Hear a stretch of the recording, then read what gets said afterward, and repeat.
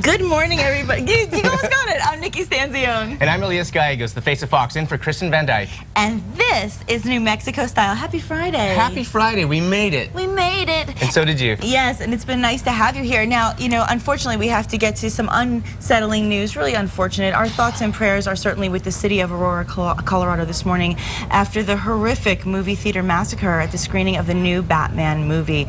We will certainly have an update for you more from KRQE News 13 anchor Elizabeth Alvarez in just a few minutes. Certainly the most important thing to talk about in the top of the show today. So disappointing and so scary, and so stay tuned for the updates on that. In the meantime, let's turn to some happier news first. Okay. The Land of Enchantment continues to top best of lists. Love hearing that. AARP the Magazine listed the best places to live on $100 a day, and guess what? Las Cruces made the top 10. And Gabriel Redford is Editorial Projects Manager for AARP the Magazine and joins us with more details. Good morning. Hi, Gabby. Good morning. How are you? We're great. Great to have you with us. And first off, let's ask you, why did Las Cruces make the list? Well, Las Cruces just has so much going for it, as you know. Let me tell you a little bit about our list. We decided to look for cities where you could live very well on a modest income, and modest in this case was very modest, $100 a day, or about $36,500 a year. Wow. I mean, I think number one right now, our concern with being so, high on the economy. Of course. It's nice to know that fun places can be affordable too. Such a nice tie-in. Absolutely. Gabrielle, what other cities topped the list? Well, we had some great cities: San Antonio, Texas, Pittsburgh, Pennsylvania, Spokane, Washington, Morgantown, West Virginia, Roanoke, Virginia, Omaha, Nebraska, Grand Junction, Colorado, Gainesville, Florida, and Eau Claire, Wisconsin rounded out our list. Okay, so let me ask you this. When we talk about all these cities, they're all so different. I've been to Roanoke, I've been to Pittsburgh. None of these cities really have a lot of similarities, in my opinion, personally. What is it that's the tie-in that makes them all so high on that list? Well, the first thing we did was, of course, look at financial criteria. We said, how much house can you buy on an annual income of $36,500 a year? It turns out you can buy a house for about $192,000. Wow. Now, that buys a house in a lot of cities, but then we threw in our livability criteria.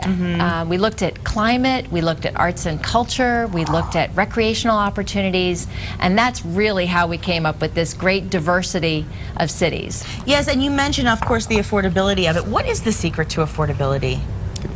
No, I think it's finding creative ways to spend your money.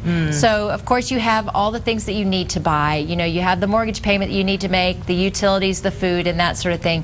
But then how can you be creative in entertainment, for instance, going to festivals and auditing free courses at New Mexico State University, for instance? Yes, absolutely. We have a ton of festivals here. That's right. The art is a big thing here, and there's we see a lot of community and charity events. Is that something that you find happens a lot in a lot of these cities as well? Yes, it does. And charities, it's a great way to volunteer and get involved in your community, and it costs nothing. Yeah, see, that's the most important thing, to be able to go out, do something for a good cause, have a good time, and not have to spend money. It's like a perfect win. That's amazing, and that's the great thing about the U.S. is that there's so much variety. Yeah, absolutely. Do you have a favorite on that list, personally? Oh, goodness. Las Cruces is a great city. It would be hard to top that one. Yeah. I always wonder, does weather factor in at all? Weather is a big factor. Now, looking at the list, you can see that there are some cities that are a little colder, but we recognize that not everybody wants to live in the South, not everybody wants to live on the East Coast. There's something there for everybody. Yeah. Spokane would be one that that one kind of surprised me a little. I used to do the weather for that area, and they had some tough weather here and there, so that's why I was curious. Yeah. Yes, but at the same time, some of these other places have some really hot days, so, I think it depends on what you're used to and what you're comfortable with. Good point. Great information. Well, first off, let me say I love AARP, but where can our viewers go for more information? We have all of this information at aarp.org. We've got a little slideshow and a video and more information about all of these cities. Fantastic. Well, Gabrielle, thank you so much for joining us. Great information, and hopefully a lot of people will get out and check out a lot of these cities, especially our Las Cruces. Thank you so much. Thank you. Thank you so much. Have a good weekend. Interesting, huh? I was hoping to hear Santa Fe or Albuquerque too, but Well, it's on other lists, I guess. That's true. That's true. It's on our list. It's on our list. Let's find out what's on this woman's list. Let's check in with KRQE News 13 anchor Elizabeth Alvarez with this morning's headlines. Hi, Elizabeth. Hey, good morning, guys. Yay, congratulations, Las Cruces. Love Las Cruces. Been there many a times. Yeah. Great little town. It's not really a little town. It's city. Yeah. Have you been to a size city? You know. Were you in Gainesville at all when you were living in Florida? No, but I traveled there also many times for stories and, you know, over at UF and just other stuff. You ladies are so traveled. I'll be honest, not my favorite place. Gainesville's not my favorite place, I'll be honest. Me neither. Much rather live in Las Cruces. Much rather live in New Mexico. Yeah, absolutely. Well, let's get to that news. Thank you so much, Elizabeth. Thank you. I know. Well, good morning to you. And we begin this morning talking about a very tough and tragic situation up to the north of us. We've been following breaking national news this morning. Police say 12 people are dead in a mass shooting at a movie theater near Denver, Colorado. This all went down around midnight in Aurora, to be exact, during the midnight screening of the new Batman movie, The Dark Knight Rises. Right now, here's what we know, the very latest. At least 38 people are injured, including a 3-month-old baby. 12 people have been pronounced dead. Authorities are saying that a gunman walked into the movie theater, opened fire. They say this guy may have released some sort of gas while in the theater. Police, though, have arrested the lone suspect. They're identifying him as 24-year-old James Holmes.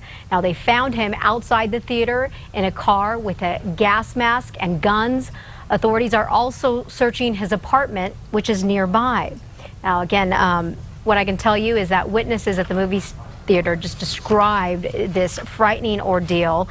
At first, we have an interview clip here that you're going to hear in a moment of one gal who describes she didn't know what was going on initially, and then when she realized what was happening, she decided to stand by and help those wounded. Listen.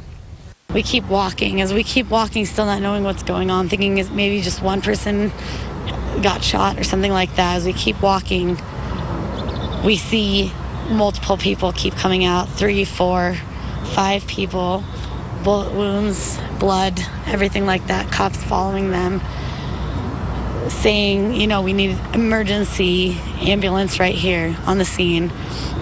We still don't know what's going on. We keep walking to our cars thinking that, you know, it still might be a freak incident. We want to try to help people. There's a girl that looked at me that said, I just need help. My best friend just got shot. I don't know what to do. And you look at her and you can just see the worry in her eye, and you can just see that she wants help, needs help. And I want to help her, and then I look over and there's a group of about 300 people running away from the theater. And at this point in time, we know that we need to get out of there. Wow, unreal, let me tell you. The motive right now, we don't know. We are still waiting to learn more about who the suspect is. Again, 12 people right now declared dead and another 32 injured. Stay tuned for the very latest on air and online. Now back here, closer to home, the suspect accused of murdering a clerk at a 7-Eleven gas station is still in jail this morning, and he is going to have to come up with a lot of cash if he wants to bond out. A judge set a $10 million bond on this guy here, Eloy Aguilar. Investigators say Aguilar was with his cousin and a friend Tuesday morning when they say the trio decided to hold up the store at Central and University. Police say Aguilar shot and killed the clerk there, this man here, Chad Mercer, a father of 3, an Army veteran. Police arrested Aguilar Wednesday and the 2 others on Tuesday, all 3 of them now charged with murder. A man in charge of a company that builds mansions here in Albuquerque is in a lot of trouble this morning. He's accused of ripping off his customers big time. The Caperton family enlisted the services of Valencia Estate Homes for renovations. Well, nearly 3 years later, the family says that they are still not back in their home. The owner of the company, Mark Valencia, is now accused of overbilling the family. Investigators think the Capertons were swindled out of hundreds of thousands of dollars. The family eventually fired the company, the owner, and hired another contractor. Valencia is now indicted on 40 counts of forgery and embezzlement. The Capertons are also now suing him.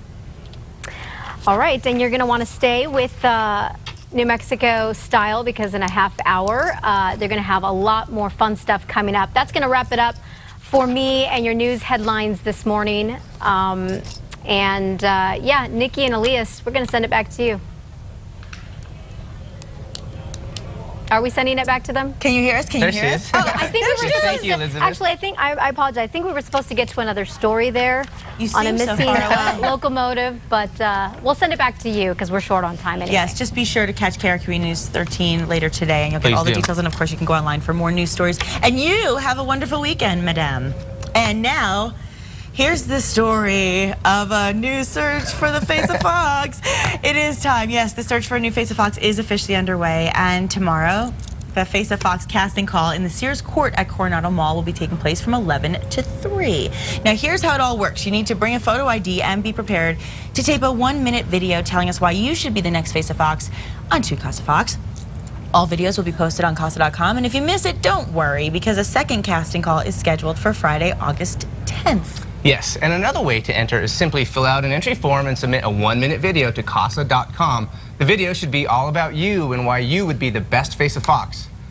Fox.deadline, sorry. The deadline for the entries. He really doesn't want to lose his job. He really I'm doesn't. trying. No, but seriously, the deadline for the entries is 11:59 p.m. Mountain Standard Time, and it's Friday, August 17th. So get those in, because if you snooze, you will lose. Yes, absolutely. And you can see the Face of Fox at work on the show Be a Star. It's a half-hour program that highlights Elias's year as the Face of Fox, and I got to interview you. It was so much fun. It was a great experience. You'll get a real behind-the-scenes look at what the job involves. It's a really good show, and it aired last weekend, but it's going to continue to air throughout this time before the deadline on August 17th, and we'll have all those times for you right here on the screen, so you can see if you happen to be a night owl. It's great because you can catch Be a Star right here on KASA Fox tomorrow morning at 1:30 a.m. That's probably about when I'll catch it. Tomorrow afternoon at 5:30, or you can wait till Sunday afternoon after a nice afternoon out, go out, have some sunshine, and then come inside and watch Be a Star. Or tune into our sister station, KRQE, Saturday morning at 2:35 a.m. or Sunday morning at 12:05 a.m. Oh my, yes. Stay up late. Late night. Hey, what's better than watching us late? You usually watch us in the morning, now you get to watch us late night. It's a really fun special, seriously guys. You really do get to see everything that he does, and we have a really great interview and great talk, and we also talk to our general manager, Bill Anderson, as well, about what he's looking for. So really cool. Okay, well clearly the Cape Crusader did hit the big screen and hits for the weekend. Yes, Fox's Ashley Dvorkin has a sneak peek at what's new in theaters. You think this can last? There's a storm coming, Mr. Wayne. It may be the most highly anticipated film of the summer, and now the wait is over. Told you. You're retired. I'm retired. Fans can finally see what Christopher Nolan has created in his third and final Batman movie, The Dark Knight Rises. You're not Batman anymore. Set 8 years after the events of The Dark Knight, the story picks up with Christian Bale's Caped Crusader facing a dangerous new masked enemy named Bane. Why didn't you just kill me? Your punishment must be more severe. While meeting his match in that slick leather-clad thief, Catwoman.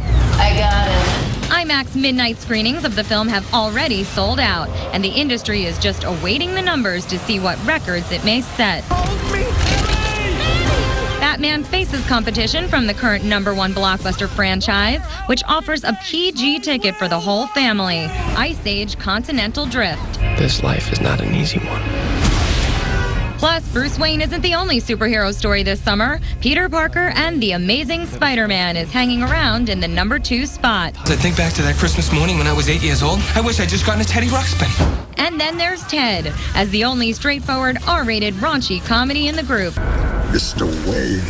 The tally this week depends on how many moviegoers join the mad dash to jump on board the Batmobile for Nolan's final ride. In New York, Ashley Dvorkin, Fox News. I have really been movie deficient this year. I don't know what happened to me. I used to go to movies every week, and I just have not had much time, and I really want to go. Sounds like you need a Batmobile. Get around town quicker. Or some webs to climb. I would love to be Spider-Woman. Wouldn't that be fun? I'm gonna work on that script. Hey, you know, going from the big screen to television, we talked yesterday about the Emmys. We gave you all those nominations, and I also want to mention, we mentioned the big ones for Breaking Bad, but they have 13 nominations this Emmy season. How exciting is that? That's amazing. PBS also got like 16 nominations for some of their programs, which is like the first time they've ever been nominated for their programming, that's kind of cool. Yeah, and it was interesting, some of the snubs. I was actually surprised to see Glee not getting as many nominations as I'd hoped for. No, seriously, because listen, It's true. No, I agree. Because Jane Lynch last year was a winner and the host, That's and true. this year she's not nominated at all. And the show was actually really good. There were some really good, intense moments. It's not just singing, you know, Elias. It's not just dancing. It's not just singing and dancing. There are seriously deep, intense stories, and there are good storylines. Oh, come on. Forget it. I won't bust into song and dance, but I will tell you that there are some really good stories that go along. And speaking of song and dance, So You Think You Can Dance this week was again spectacular. So You Think You Can dance. Watch me get down. Dance. Watch me. Well, here's the key. I want to tell you something. Okay. If you don't know this about So You Think You Can Dance, they used to do the performance show like they did with Idol, and then the next night was the results show. Well, this year they're combining it into one episode. So each week, when they have the performance show, at the end of that show, you find out who got kicked off from the week before. I will say this, all those contestants are amazing athletes. Really are. They're Yes. like gymnasts. The things they can do and the way they can make their bodies do things. The flexibility factor. It's impressive. It's beyond and fun to watch. It is fun to watch. I'm giving you a hard time. No, but it is, they're right? amazing. Glee. Oh, and last night, the winner of duets was, can I do the spoiler? Spoiler alert. The winner of duets last night, Jay Rome. This man is going to go very far. He was Jennifer Nettles' duet partner, so I'm very, very happy for him as well. So you can check all this stuff out, of course, on YouTube, I'm sure, and we'll have more details on everything that you need to know right here on KASA.com. I need to know what kind of day we're having today. Oh, I think it's going to be warm. I'm feeling a little warm. What do you think? Let's check in with our KRQE meteorologist, John Smith, and find out. Yes, let's do that.